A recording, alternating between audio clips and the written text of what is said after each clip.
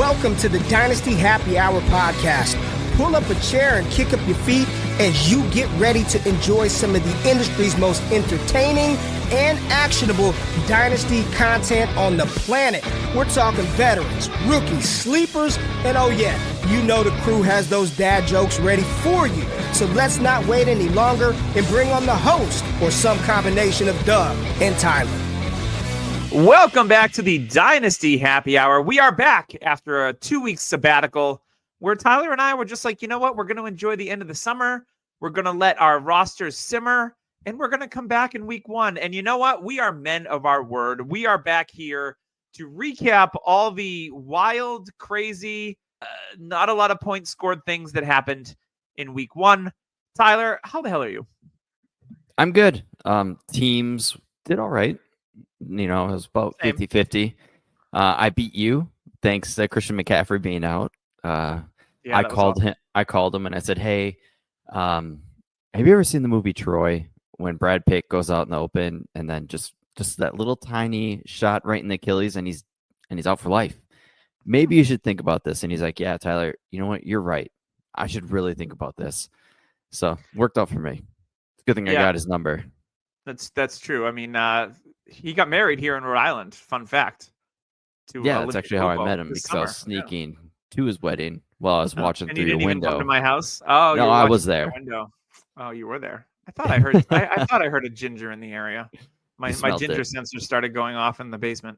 You smelt it. And they stopped. Things got brighter. You ran really fast. What does that smell? I don't know.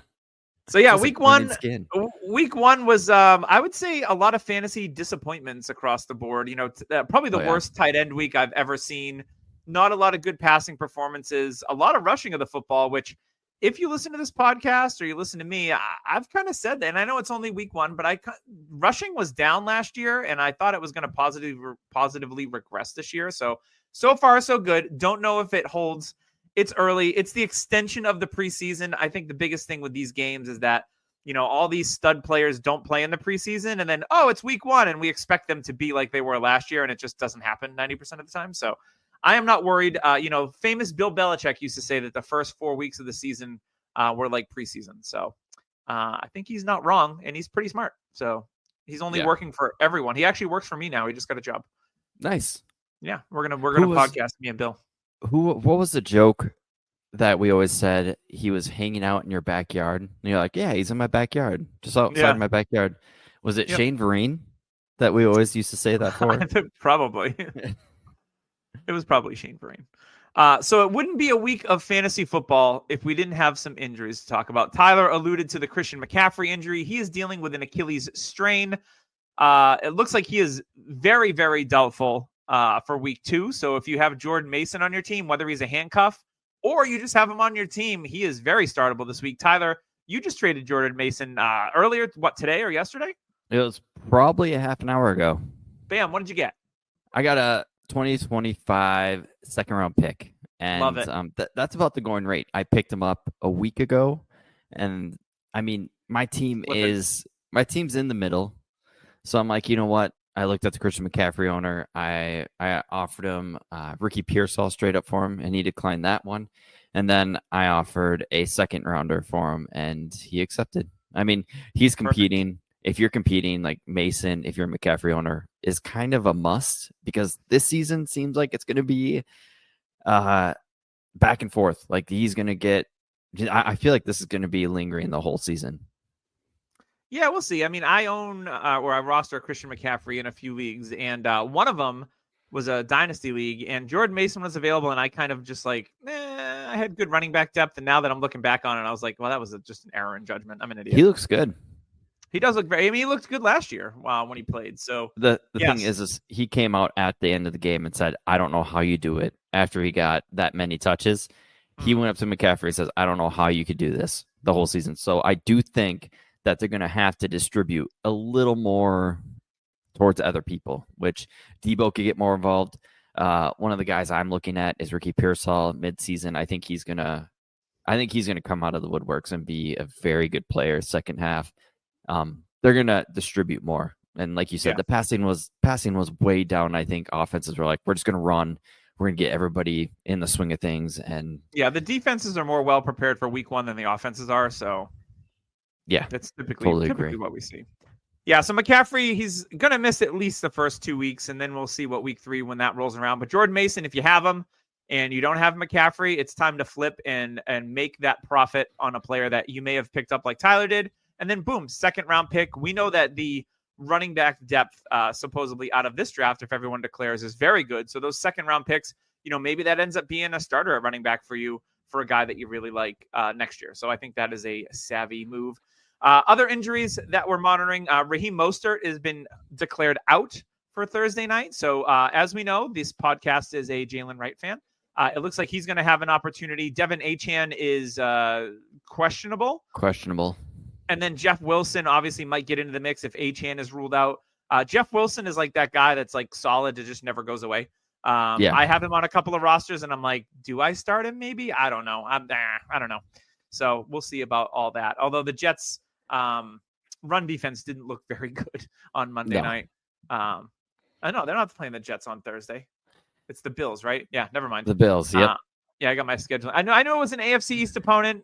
It's the Bills. I mean, the Bills' run defense didn't look great either. James Conner ran all over him. Yeah, James Conner's a freaking beast.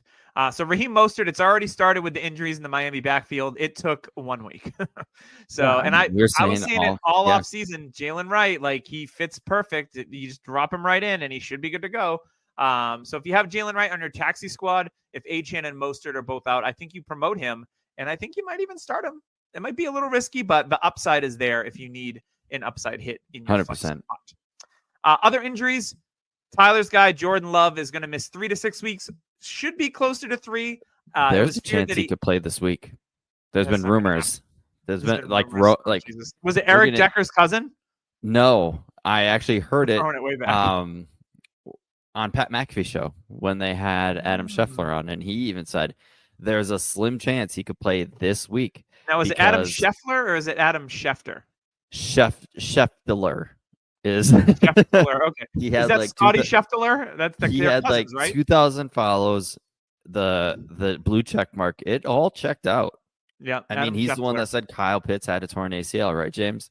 Remember that old Denver tight end Tony Scheffler? Yes. There's a blast from the past. But apparently there's a very slim chance he could play this week.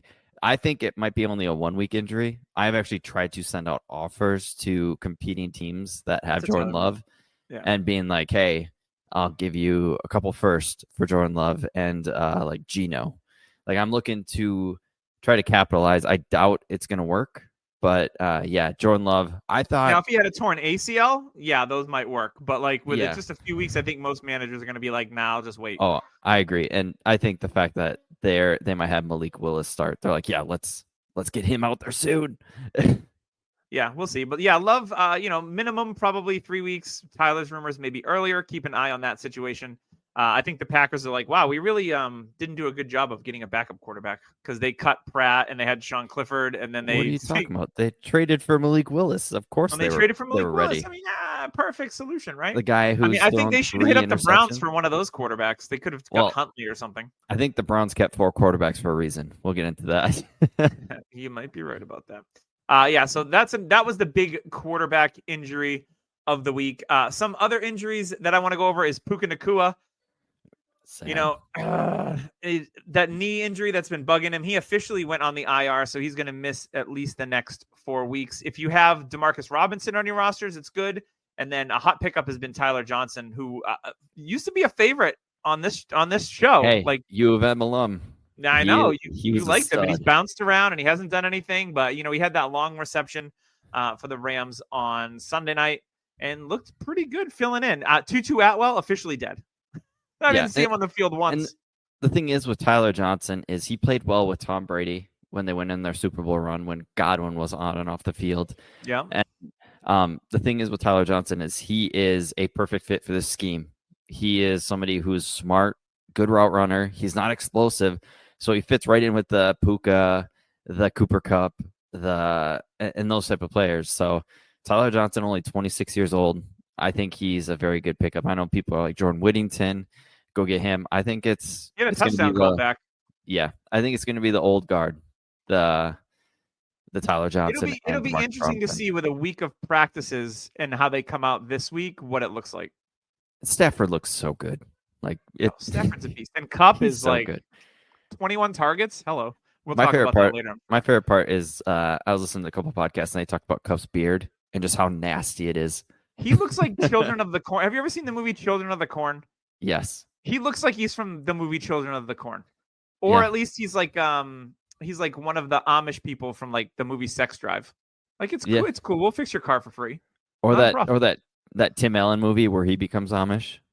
Yeah. Cooper Kupp's beard is just very scraggly and unkempt, as the kids might say. Nobody says that except for me. Other injuries, we got Roma Dunze. He got hurt, and looks like he sprained his MCL, so he's going to miss some time. And also Keenan Allen. Yeah, Keenan Allen also got banged up, and I'm sure we'll talk about the Bears later, so I don't want to get too much into it. Yeah. DeAndre Hopkins, after tearing his MCL in his knee this summer, decided to come back and play. I'm staying away from him and starting him because he still doesn't look right, and that offense is a little putrid at first. They ran the ball okay, but so DeAndre Hopkins, he's a little tweaked. We talked about Puka. Jordan Addison also suffered an injury.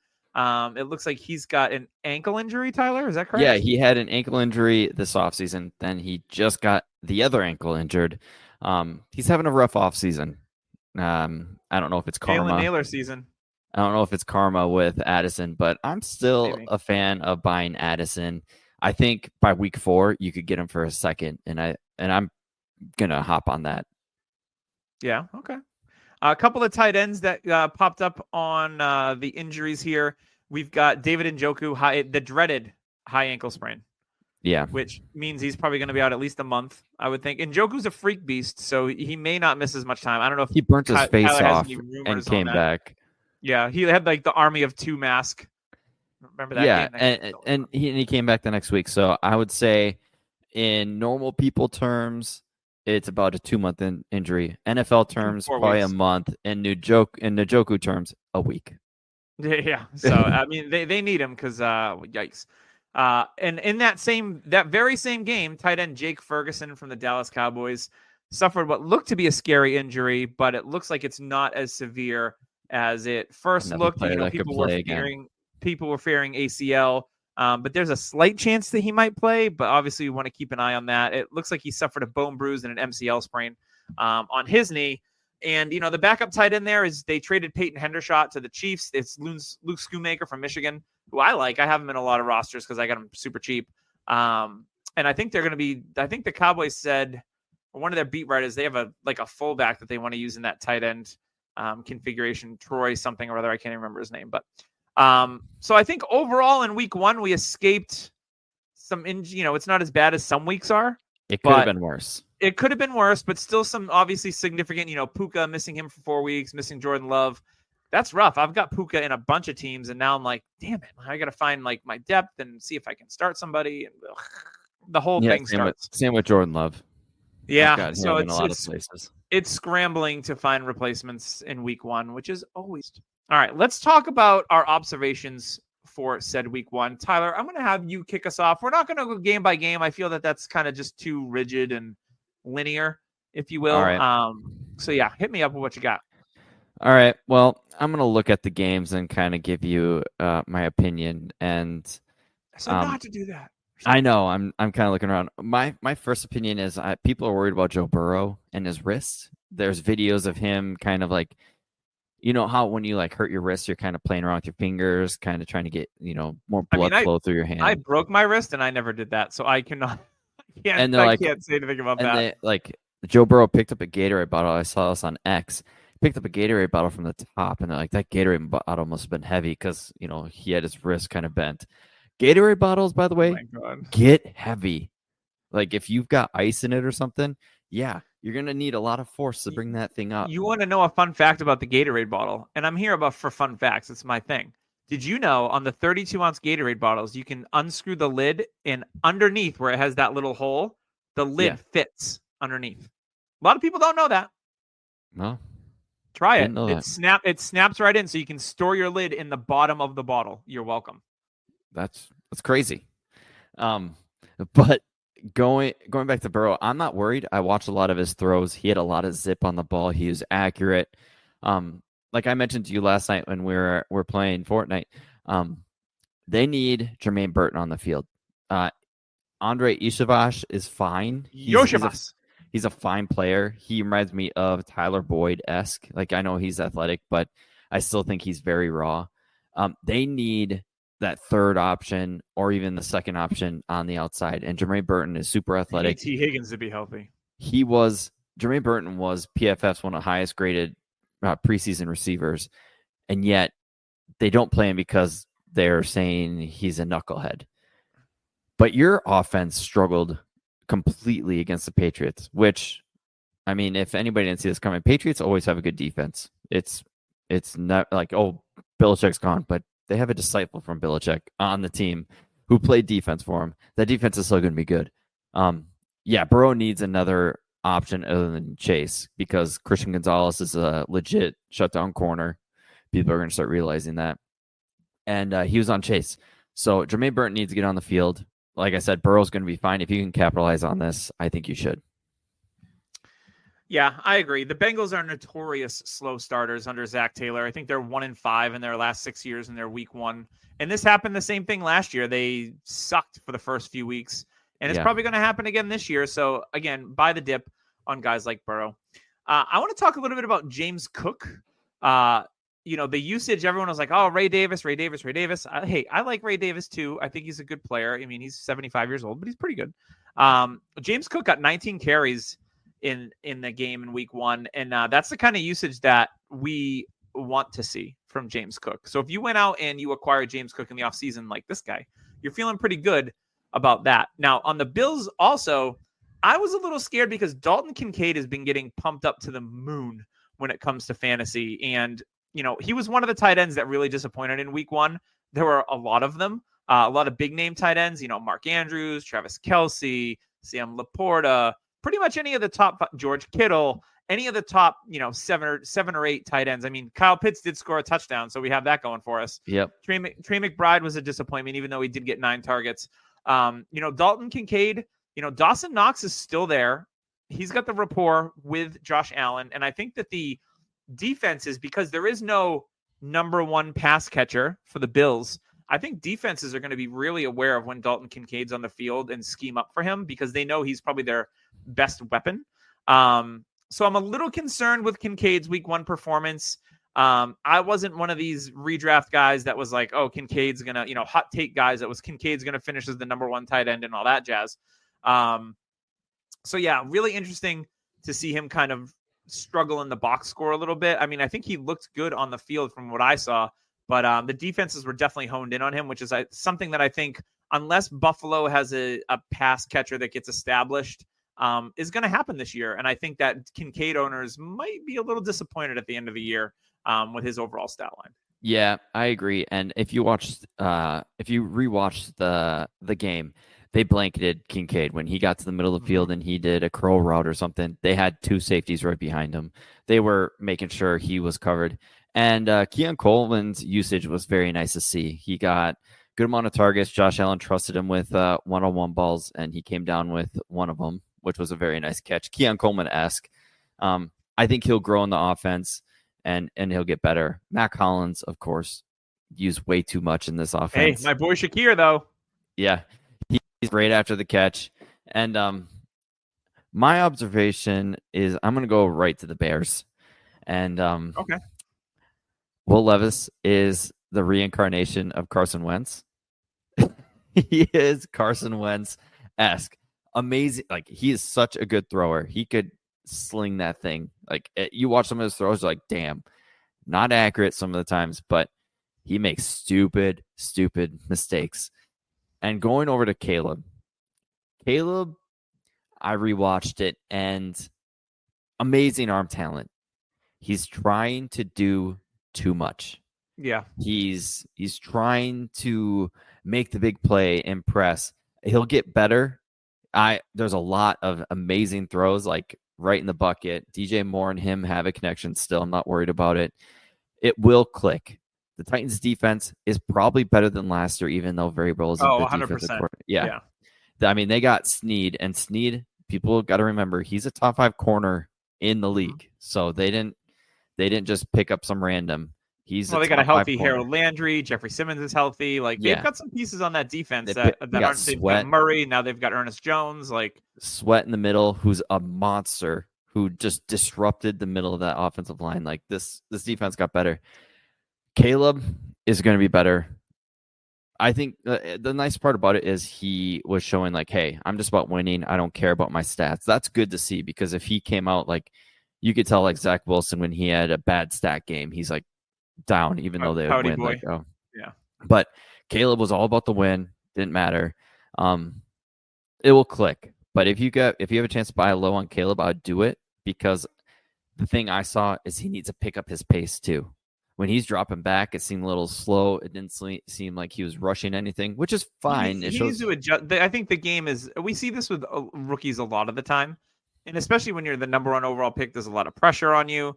The game is a little too fast, so he needs to slow down. I think he's moving too quickly, and we see this happen to rookies all the time. Remember Jonathan Taylor's rookie year, where we're this guy stinks. Yeah. And it was after week 4 when his vision, everything he corrected himself to the speed of the game, and then he was amazing. It's the same kind of thing. We see this happen all the time. And some guys are built for it in week 1, and they just operate with that slower pace. And some guys get all jazzed up and too much adrenaline going. He'll level out, and Caleb will be fine. No, I completely agree. And yeah, he'll be absolutely fine. And I think we saw that with, God, who was it back in the day? Was it Burrow that had a bad first game and we're oh, great, here we go? I think he did have a bad first game. Yeah. And then he got in the swing of things, and then towards ACL. Yeah. The thing with the Bears, too, one thing that I was monitoring was the tight end usage, and with Cole Kmet and Gerald Everett, because Everett's been with Waldron for a while now, and I think 3 different teams, and Everett outsnapped Kmet 2-1. Stupid. Yeah, so that was a bit concerning if you own Cole Kmet, who's, he usually finishes the last 2 years as right in that tight end 1 conversation, not the tight end 1, but as a tight end 1. I'm a little scared off from that. I know Gerald Everett's probably only going to be there for 1 year, so it might be one of those things, if this continues, to buy Cole Kmet on the cheap, because he's still young and he's still very good. So that would be my strategy here. Is Everett keeps dominating the snaps and Kmet is kind of not really producing, I would go and buy him, because I don't think Everett's going to be there longer than a year. Yeah. That's how I look at that. I want to talk Patriots. The surprise win of the week. They didn't do it through the air, but with a patchwork offensive line, arguably one of the worst in the league, my guy, the 7th highest paid running back in the NFL, who signed a long-term deal, Ramondre Stevenson, his yards after contact were stupid in this game. He was breaking tackles. He got you a touchdown, 120 yards rushing, over 20 carries. This is the kind of usage we want from a bell cow back, and Ramondre Stevenson is going to be that as long as he's healthy here this season. And he was one of my guys that I wanted to acquire in the offseason. I actually got him off of you for a couple of late seconds in a league because I needed some running back help, and I'm very happy I did. I love Ramondre. I love watching him play football, just the way that he runs. It's kind of like that. He reminds me a little bit of a Corey Dillon. He'll bounce off people, keep it moving. Legs are always churning. A really, prototypical Patriots back over the years, a main back. So for me, Ramondre, they didn't do much through the passing game at all. Jacoby Brissett, they didn't need to. They had the lead. They played defense, and I think that's what this team is going to do. And if they do that, Ramondre is going to be good for 20 touches every single week, and I wouldn't be surprised if he finishes as a fringe RB1 for the season with this kind of usage. Yeah, I don't mind that. I kind of regret trading him, but me and running backs. I don't like him. I'm going to talk a little bit about a couple quarterbacks here, and first it's going to be Anthony Richardson. The splash plays are awesome. A.D. Mitchell should have had a massive game. Alec Pierce had a massive game. Pittman, not so much, but the targets are there. 19 throws. He completed 9 of them. Very erratic. A lot of the hard passes. Can we just say he's Cam Newton? He's Cam Newton, but and that's okay. Yeah. For fantasy, that's perfectly fine. 100%. The issue is if they don't win, could he be on the hot seat like Justin Fields? That's what my worry is. Because if the Colts in 2 more years don't start winning, Richardson's going to be on the hot seat. Well, Steichen will be out. no, I think Steichen is like one of the best head coaches in the league. Well, I do too. The only reason why Richardson is, I think, as good as he is in this offense is because of Steichen. So we just got to remember that Richardson hasn't played much NFL football. Yes, and he took some massive hits. And remember what Jalen Hurts looked like in his first year. He looked like shit too. Yeah. And it took him a little while to get going. And I think Hurts is a much more talented passer than Richardson. Richardson is raw, but he's way more athletic. The dude is a tank. Yep. And that's another thing. He needs to realize that he needs to go down, because he will be hurt again. He got his head slammed on the turf, and I'm surprised he didn't get a concussion. He popped up, and I was like, I saw that, and I was like, oh my God. When his head bounced like a basketball, it was gross. That's the thing. If you're going to try to push for the extra yard, the defense is they're going to be like, okay, like, let's go for a ride. Like I said, love the talent. I love what he brings to the offense. I just worry a little bit about his play. And that's my only worry. Going to Jane Daniels. He is fast, but he's tiny, and he does not go out of bounds. Run out of bounds, dude. It's like the Washington franchise has seen this before. Yep, and it's literally RG3. It's perfect. It's a perfect comp. Except RG3 used to throw downfield. Yes, but that is not Daniel's fault. That is what we brought up this whole offseason. Stiff Kingsbury. It's the offense. He get the ball out quick to your playmakers, which they don't have any other than Terry McLaurin. And they didn't even get him the ball. Yep.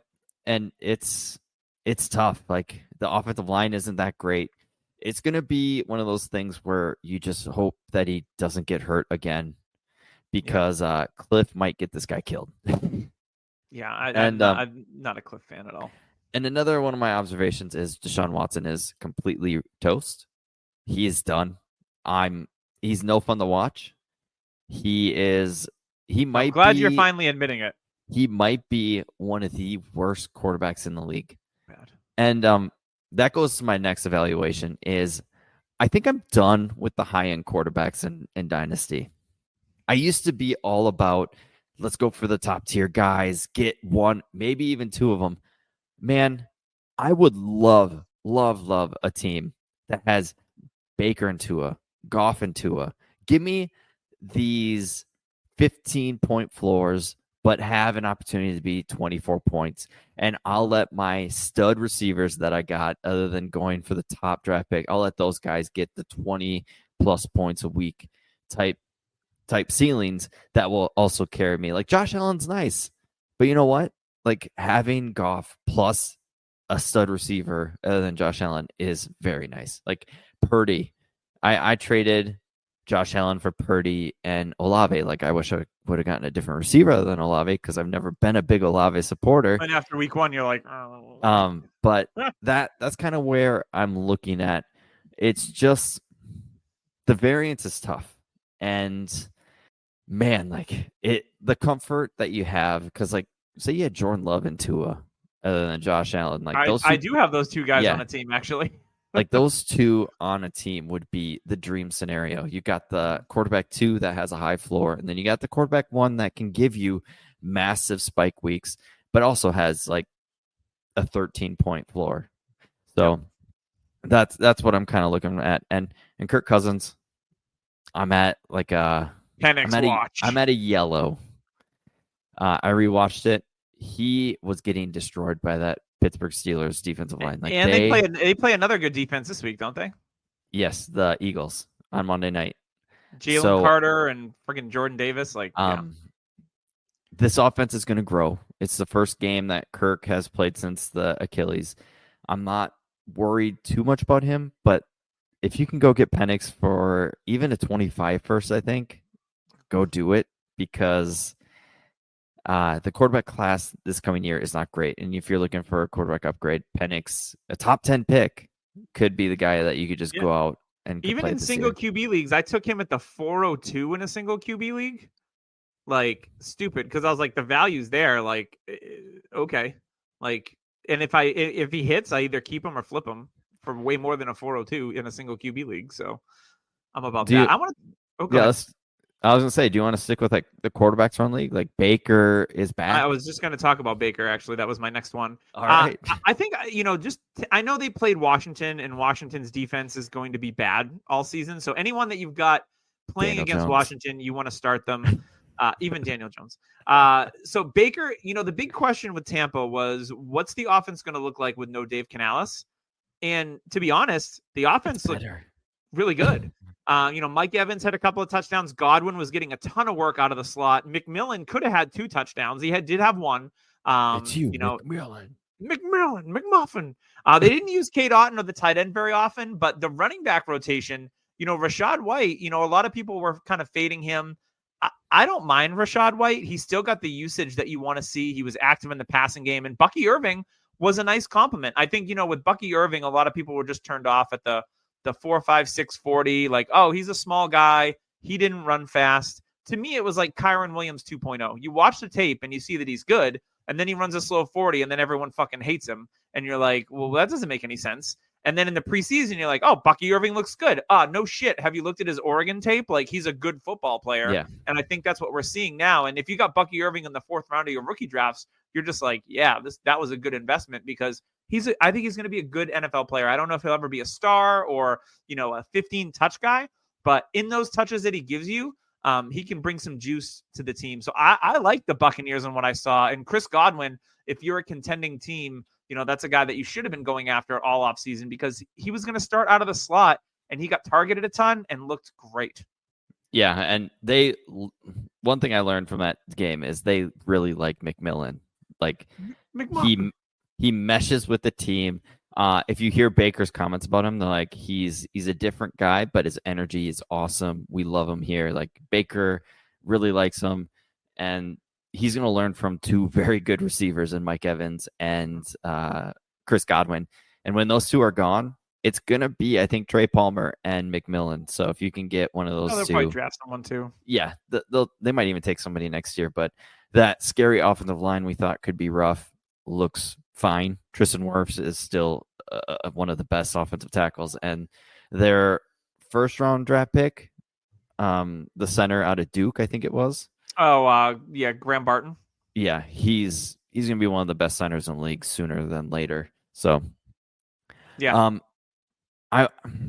Where should I go? I already talked about the Falcons, and I am a little worried about Drake London. If you can't escape from Joey Porter Jr., who you match up Porter matches up pretty good with him. Porter's a good player. Yeah. Do you want to go Vikings and how Sam Darnold? So here's a scenario. He was on fire. Sam Darnold plays very well this season. What do you think the Vikings do? Try to re-sign him and have him be the, JJ is going to be coming off the injury. I don't think you just hand the keys to JJ at that point. My favorite option would be sign Darnold to a 3-year deal. Mainly, it's a 2-year deal. Let JJ sit for a couple more years because he's super young. Yeah. And go the Jordan Love path.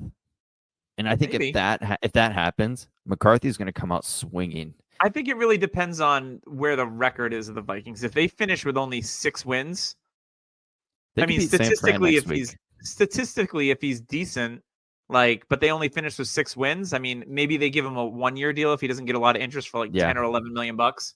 And then they do it for 1 year. I don't see a long-term deal unless he they go to the playoffs or they're in the hunt. And I don't know that they will be, but I'd like to talk about from a Vikings. I love Aaron Jones. He's been one of my guys for the longest time, but I also like Ty Chandler, and I really like the usage between the 2 of them. I don't know that Aaron Jones at his age can hold up for the whole season, but if you have Ty Chandler as a high-end handcuff, and he is getting snaps and playing as well, so he's not just, not touching the ball. I like Chandler. He had a touchdown called back too, I think, in the game. So I like the backfield there. And then, receivers, Jefferson had a quiet game for him, but, at least he got you, 14 points or so. They didn't have to do much. No. And with the Addison injury and Hawkinson not back yet, he's just going to get peppered with targets. My favorite part about this game is the Giants defense was supposed to be good. And if you go back and watch Christian Darrisaw manhandle Kayvon Thibodeau like he was a child, Christian Darrisaw tape for offensive linemen is fun because he just bullies people.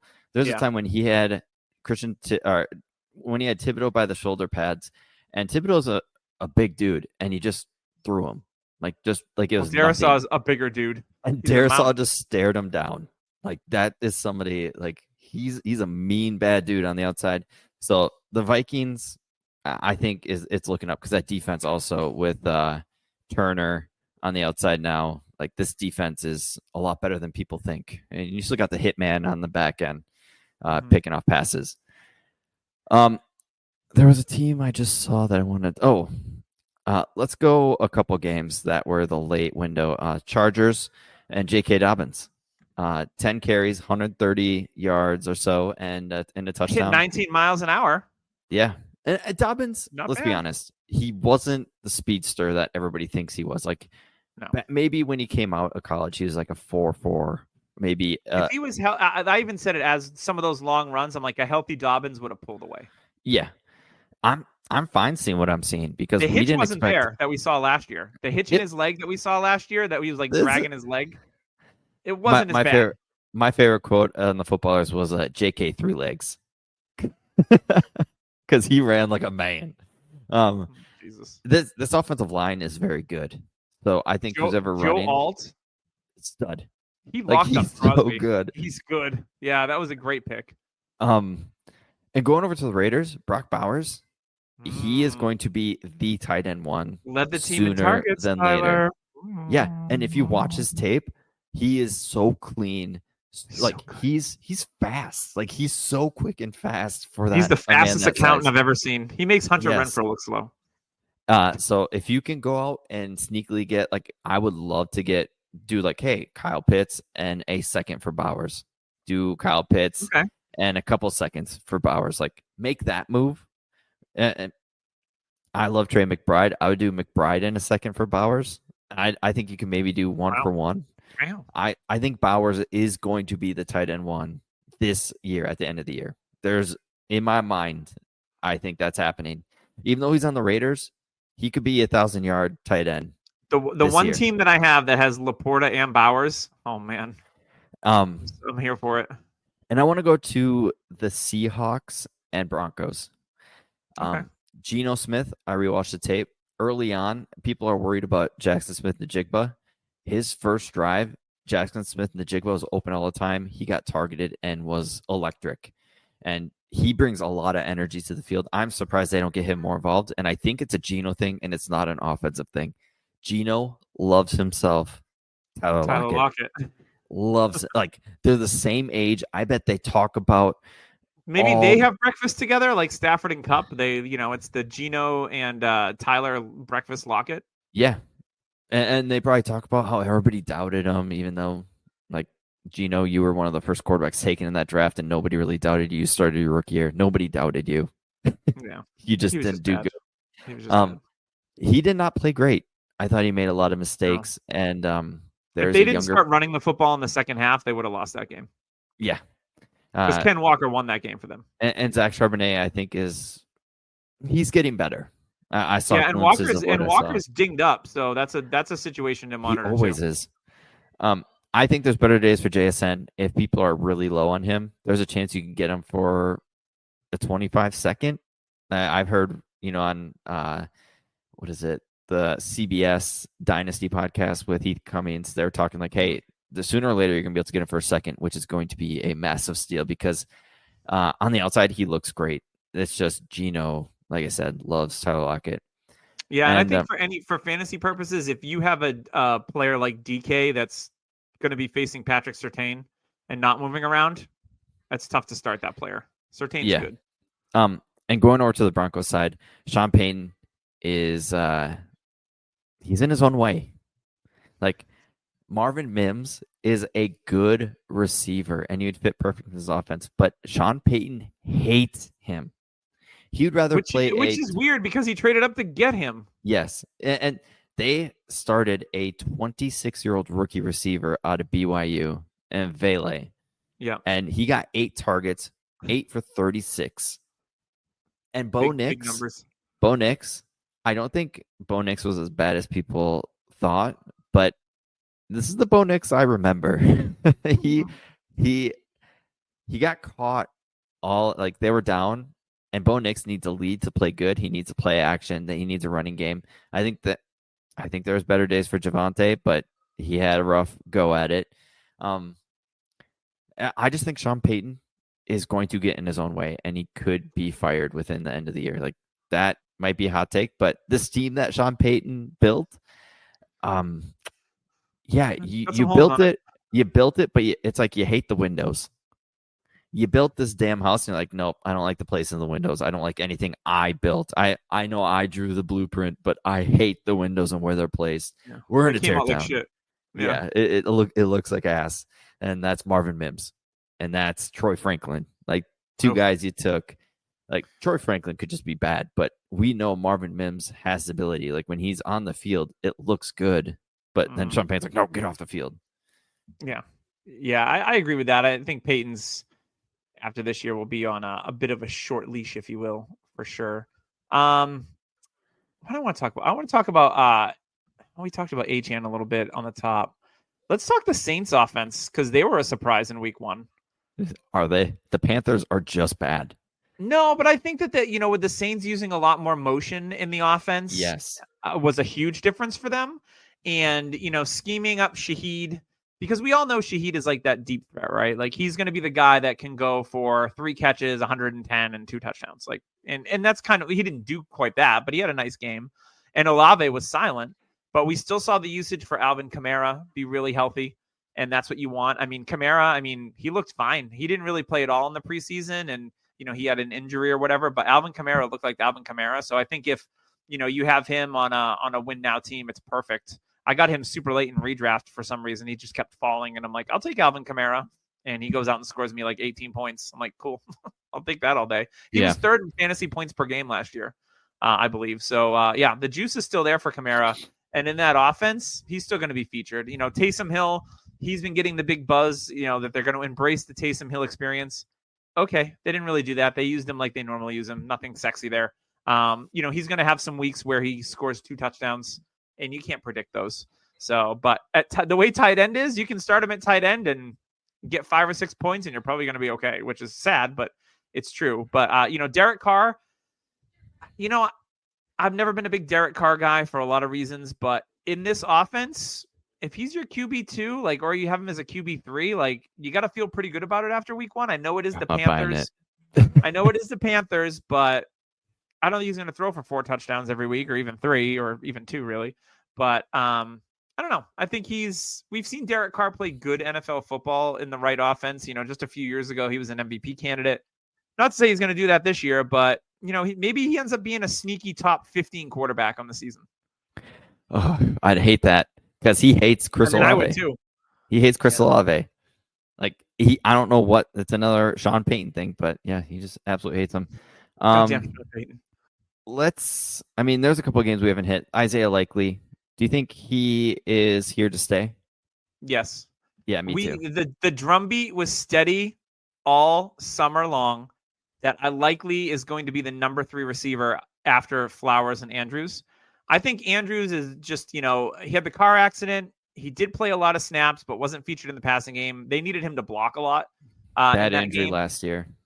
Yeah, so I think with Andrews, they're going to slowly work him in. But even when they do, I think they're going to run a lot of 12 personnel. And I think Likely is here to stay. I have him in a couple of Dynasty leagues as like my tight end 3, I think, which is great. I have him in Scott Fishbowl. He was on my bench last week, unfortunately, but it's nice to have him now where I don't have to fight over a waiver claim anywhere for him except in my redraft league. But I think Likely is here to stay. I think him and Lamar have a really good rapport, and he just creates a huge mismatch. Especially when you have Andrews and Likely on the field, like, good luck. All right. Last thing before we leave, I'm gonna say the game. Give me one player you are actually actively going out and trying to buy from the game. Ravens, Chiefs. Jeez. Likely's price just went way up. I'm gonna go with a cheap one. It's either Keaton Mitchell or Justice Hill. Because Justice Hill had good work. And I think when Mitchell returns, he's just a different element. Like, they have Derrick Henry, which is great, but that running back that has a little bit of a different dynamic and juice is valuable in that offense. Okay. I'd still probably go out and try to get Likely. I think he is the future there. Jared Wiley would be the other one, even though he didn't play. Yeah. I saw him out there. He's number 12, by the way. That's his number. That's gonna be tough. Yeah, That's weird. Packers Eagles. I'm gonna still go with Dontavian Wicks because I think a lot of people love him, and I think that he had a rough game, but I think a lot of it was due to some of the turf issues and shit like that. So I'm not concerned about Wicks at all. All right. I mean, I'd try to get Jordan Love, and Jordan Reed was one of my favorite buys this offseason. That's out the window. I'm gonna go Marshawn Lloyd because he is on the back burner. They can't. Josh Jacobs looked like ass the first half, and then second half started running very well. Yeah. Cardinals Bills. I mean, if anyone's scared off Marvin Harrison Jr., like shoot an offer out there. Outside of that, if you're looking for a cheap receiver, a bench guy that you can start some weeks, Dortch. He's not going to cost you much at all. So I didn't really say it, but Kyler looked like old Kyler, by the way, when I watched him a little bit. Yeah, in the first 2.5 quarters, 3 quarters, yeah. Yeah, he looked, but then he kind of reverted back to old new Kyler, if you know what I'm saying. Like he's getting rushed, quick feet, didn't really plant his feet, and was inaccurate. Like he wasn't accurate. I'm gonna go with Trey Benson, with James Conner. Like once again, backup running back, could get hurt, and people are kind of like, oh, he didn't look great his first game. So Patriots Bengals. I mean, I'd still try to go out and get Ramondre. Okay. And I think I'd still, if people are the T. Higgins owners, if you've had him since a rookie, they're just like a lot of frustration there. I'd still try and get T. Higgins on the cheap. Okay, I'm gonna buy high end Jamar Chase. I think there is an actual window of going out and getting Chase with the worry of Burrow's wrist, his contract. I think there's an actual little bit of buying window, and I'd buy high. Vikings Giants. Theo Johnson. He played 80% of the snaps at tight end. He's the clear tight end one there. I know the numbers don't look great, but Theo's a freak, and if he's playing those snaps, he's gonna hit at some weeks for sure. So I would say Theo Johnson because again, there's a theme here. Doug likes to go after guys that don't cost a ton. Tyler likes to go after the studs. We're very different in that regard. So I would say Theo Johnson. Because I still think the price, if you try to get Neighbors, it's the same as trying to get in preseason. I was gonna say I think there is a chance you can go get Neighbors because of the offenses being so bad. Mine is gonna be Drew Lock if you're in Superflex League. I think there's a very good chance Drew Lock starts maybe even next week. They're already announcing Daniel Jones is our quarterback. They brought in Drew Lock and told him there's a chance he could get the starting spot in the preseason. So I think we're going to see Drew Lock sooner than later, and I think he's light years better than Daniel Jones, which is not saying much, but it's actually saying a lot. It's something. Titans Bears. I think there's a lot here. Yeah, I don't know. I mean, if people are selling Swift on the low, his usage was good. The results weren't, but I think he'll be fine. And for the Titans, it's a tough one. I mean, either Pollard or Spears. I mean, Pollard led the way. He looked good. I don't know if that's going to be the theme throughout the season, but yeah, I don't know. I'm not super duper chasing the Titans, to be honest. I would love to say Rome, but I'm going to say DJ Moore here because I think they're probably priced the same. DJ Moore had an okay game, but he's going to be the one you want on this offense. And if there's a buying window on Caleb, of course, go get him. Panthers Saints. Jonathan Brooks. I do worry about Jonathan Brooks when he comes back because this offense is that bad. Panthers Saints. I'm gonna go. I think Olave has a buying window, and that's what I'll go with. Steelers Falcons. Are you back? Oh yeah, Steelers Falcons. I'm going to go. I mean, Justin Fields doesn't look crazy bad, but he's not going to be my buy. I'm going to go Roman Wilson here on buys because he's kind of forgotten. He's still a second round of the Steelers. So Roman Wilson is my buy for those two teams. They're desperate for another option other than George Pickens, who was another one of my offseason buys that I liked, and he looks like a stud.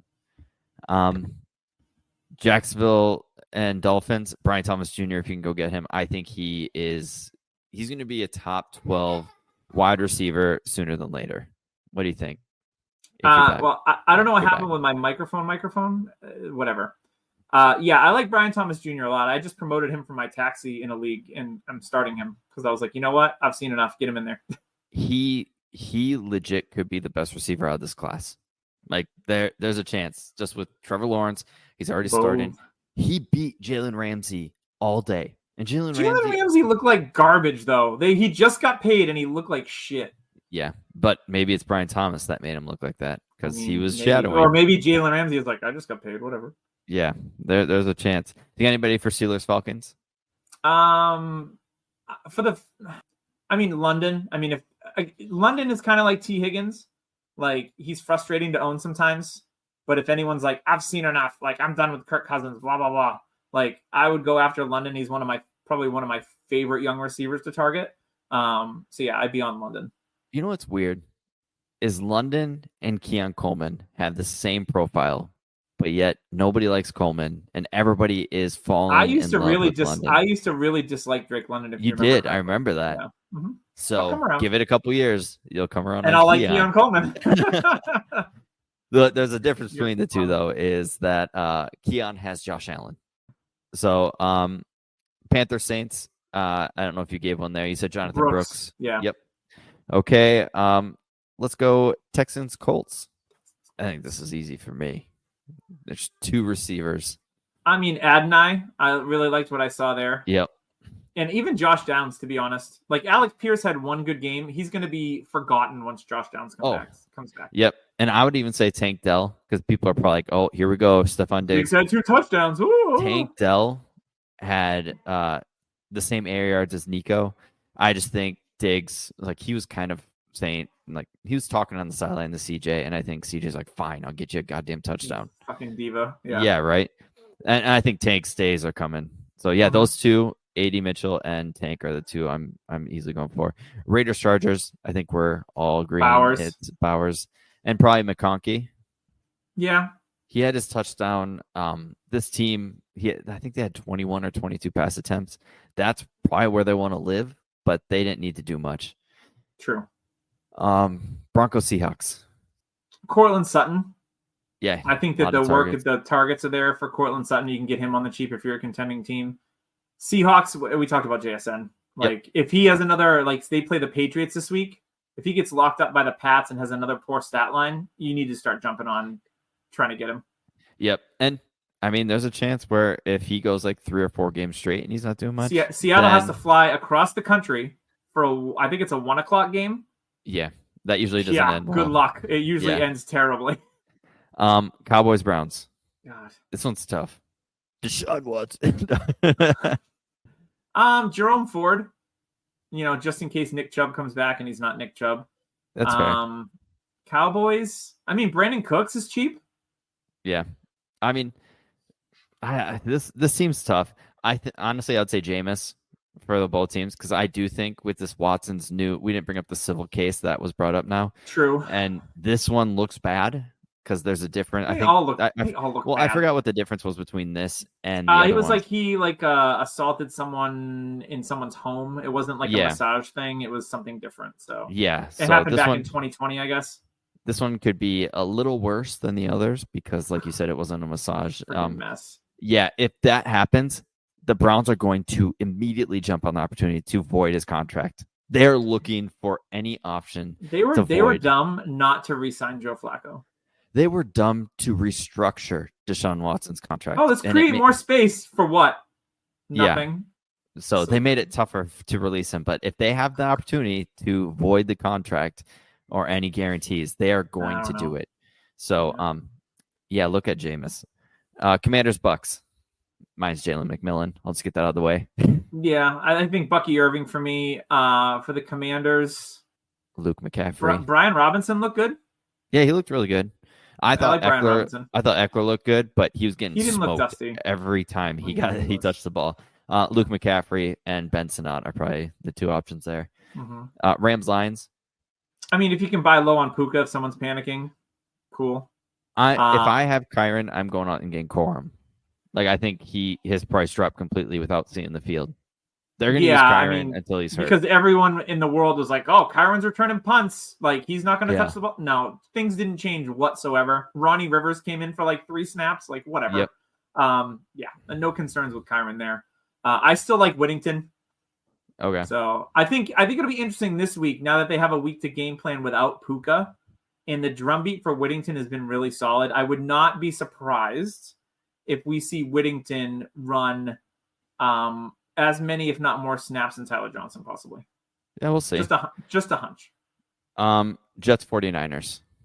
I mean, Mason obviously. Jets. Ugh. Are you going to buy high on Wilson? Because I thought he looked good. I mean, yeah, we know he's good. He needs a smaller jersey.